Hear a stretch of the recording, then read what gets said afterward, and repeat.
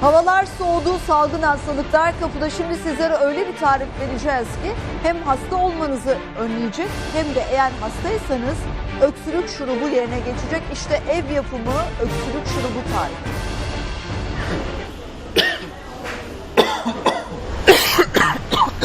Havalar soğudu. Birçoğumuz üşütüp öksürmeye başladık bile.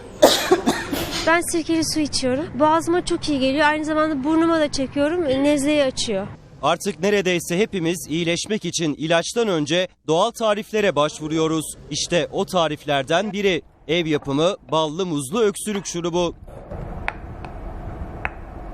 Gelelim çocukların da çok seveceği o ev yapımı öksürük şurubunun tarifine. İhtiyacımız olan malzemeler 2 adet muz, 2 kaşık bal ve 2 bardak ılık su. Şimdi yapımına geçiyoruz.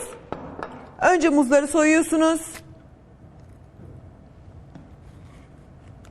Muzların olgun olmasına dikkat edin. İkinci muzumuzu da soyduk.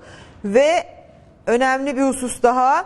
Mutlaka tahta veya plastik kaşık kullanın. Çünkü hem besleyici değerini düşürüyor hem de sağlığınıza zararlı olabilir. Çünkü meyve çabuk bozulur. Bu şekilde eziyorsunuz muzları. Muzumuzu ezdikten sonra sıra suyunu koymaya geliyor. Koyu bir şurup kıvamı oluncaya kadar koyun suyu. Biz de şimdi öyle yapacağız. Suyumuz ılık. 1,5 bardak kadar su kullandık biz şurup kıvamına gelinceye kadar. Ve şimdi soğumaya bırakıyoruz ve soğuduktan sonra balımızı ilave etmeye geldi sıra. 2 çorba kaşığı kadar balı karışımımıza ekliyoruz. Ve karışımımız hazır. Günde 4 defa 100 mililitreyi geçmemek üzere kullanabilirsiniz. Eğer hastaysanız hemen deneyin, çocuklarınıza da size de şifa olsun. Bunu denemek lazım.